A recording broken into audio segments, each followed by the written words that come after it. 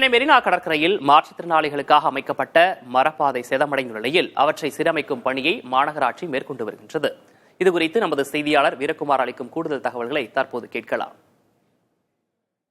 சென்னையின் அடையாளங்களில் ஒன்றாக இருக்கக்கூடிய சென்னை மெரினா கடற்கரையில் மாற்றுத்திறனாளிகளும் கடல் அலைய ரசிக்கக்கூடிய வகையில் கடந்த 2022ஆம் ஆண்டு சென்னை மாநகராட்சி சார்பில் காமராஜர் சாலை விவேகானந்தர் நினைவு இல்லத்திற்கு எதிரே இருக்கக்கூடிய சென்னை மெரினா கடற்கரையில் சுமார் 263 மீட்டர் நீளமும் 3 மீட்டர் அகலமும் கொண்ட மாற்றுத்திறனாளிகளுக்கான நடைபாதையை அமைத்தாங்க.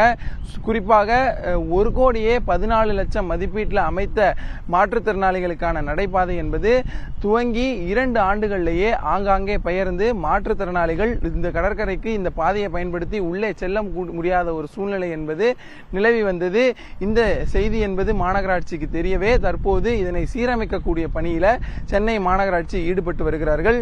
குறிப்பாக இந்த சீரமைப்பு பணி என்பது பெரும்பாலான மாற்றுத்திறனாளிகளுக்கு தெரியாத காரணத்தினால இந்த மரைப்பாதையை நம்பி கடலுக்குள் செல்வோ வேண்டும் என்ற ஒரு எண்ணத்தில் வரக்கூடிய மாற்றுத்திறனாளிகள் முழுவதுமாக மிகுந்த ஏமாற்றத்தோடு திரும்பி செல்றாங்க. குறிப்பாக இந்த மாற்றுத்திறனாளிகளை பாதைகளை பொறுத்தவரையில மாற்றுத்திறனாளிகள் மட்டுமே பயன்படுத்தக்கூடிய வகையில இல்லாம கடற்கரைக்கு வரக்கூடிய அனைவருமே இந்த மரப்பாதையை பயன்படுத்தக்கூடிய வகையில இருக்கிறதுனால எளிதில் இந்த மாற்றுத்திறனாளிகள் பாதை என்பது சேதமடைந்திருக்கிறது.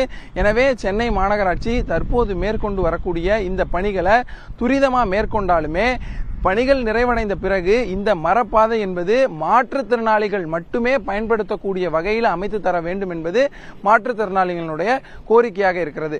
புதிய தலைமுறைக்காக ஒளிப்பதிவாளர் கேசவனுடன் செய்தியாளர் வீரகுமார்.